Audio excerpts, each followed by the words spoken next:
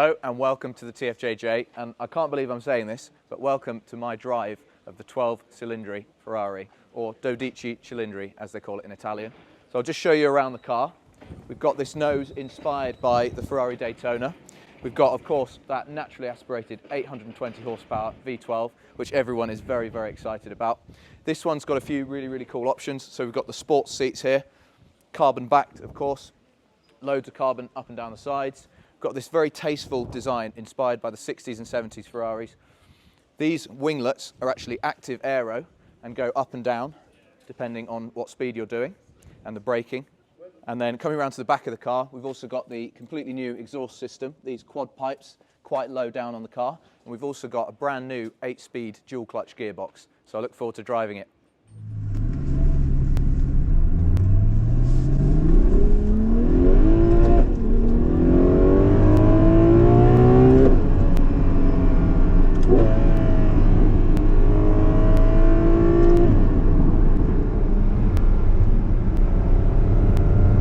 So, hello and welcome to the inside of the new Ferrari 12Cilindri.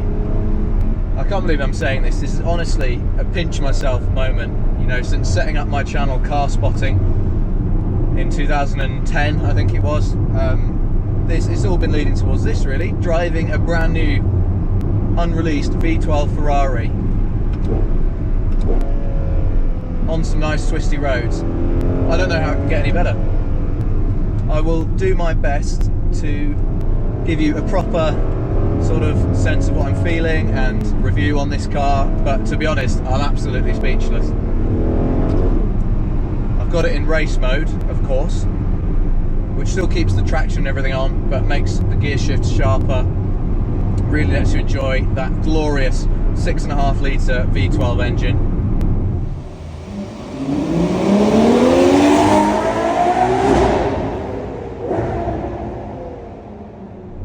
Revs to 9,500 revs, and I just think it is absolutely sensational that Ferrari can still produce a car like this in 2024.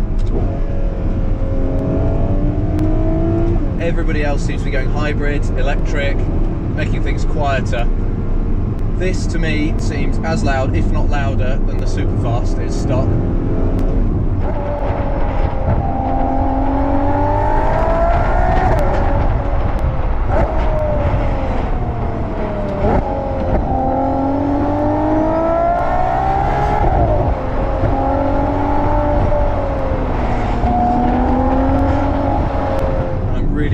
So far. We've got a new 8-speed dual clutch transmission with 8 gears now as opposed to 7, which the outgoing 812 Superfast and 812 Competizione had.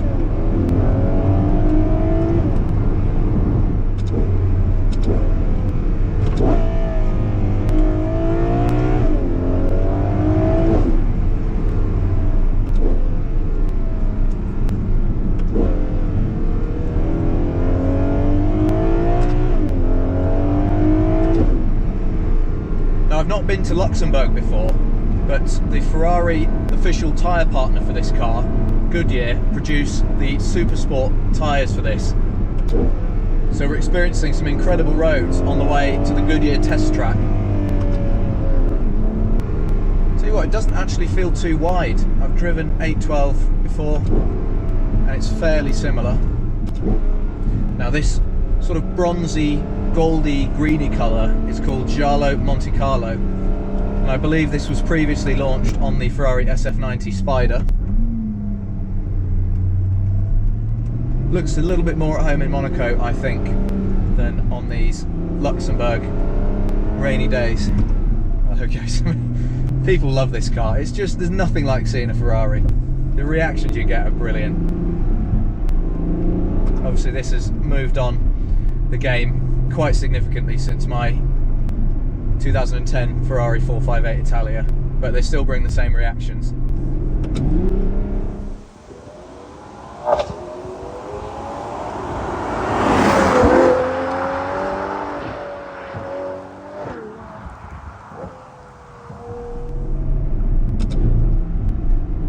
Here we go. Hopefully a chance to open it up a little bit.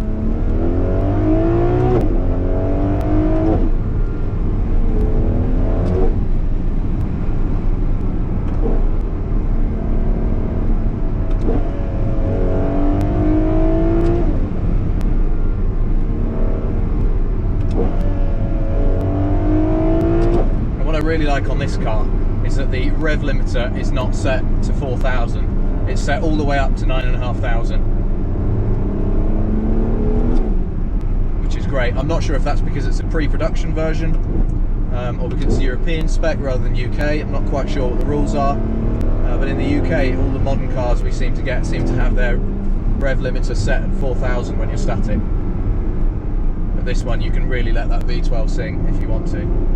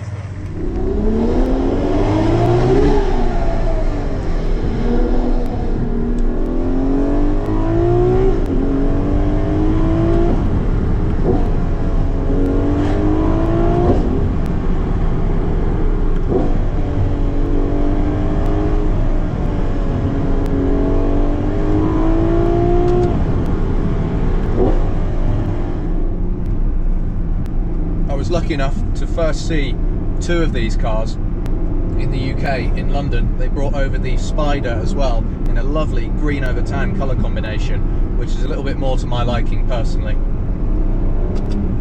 and they look really, really good. I think this car really does look the part. I know it gets some stick online and people say it's not aggressive looking enough, but I love that front end, sort of inspired by the 365 GTB4 Daytona.